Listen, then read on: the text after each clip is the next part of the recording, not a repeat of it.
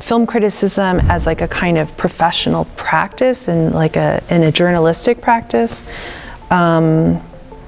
is almost never concerned with production or mainstream film criticism is almost exclusively about, acting, the story, maybe the editing, the cinematography, the aesthetics, maybe the politics. And there is not space in criticism for delving into the behind the scenes construction, right? Film criticism by its nature is oriented toward individual films. So that doesn't provide room for thinking about the tools of filmmaking.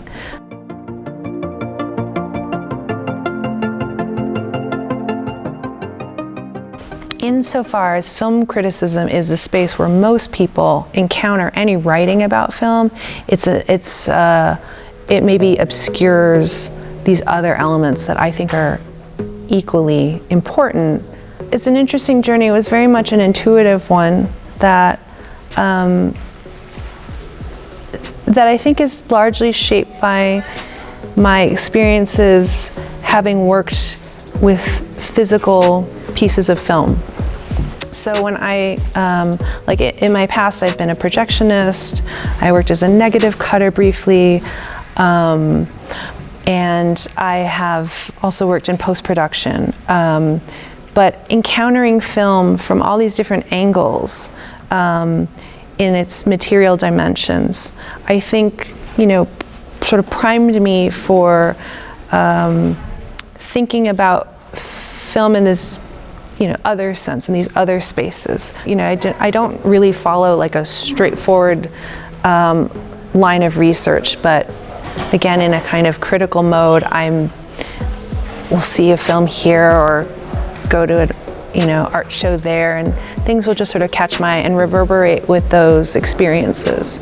Because in my film studies training, my graduate training, there's this very kind of strong legacy, an important legacy of feminist film analysis that is privileging issues of representation, how women appear on film.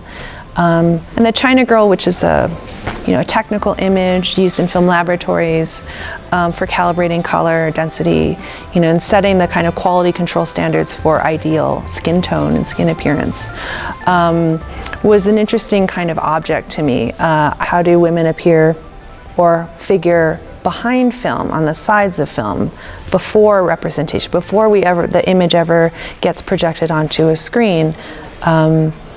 How does gender interact with the material basis and technology of the medium?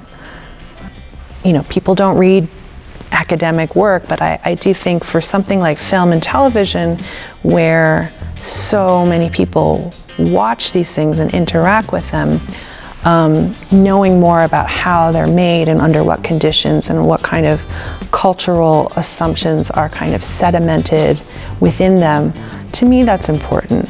And so, criticism isn't necessarily helping that cause.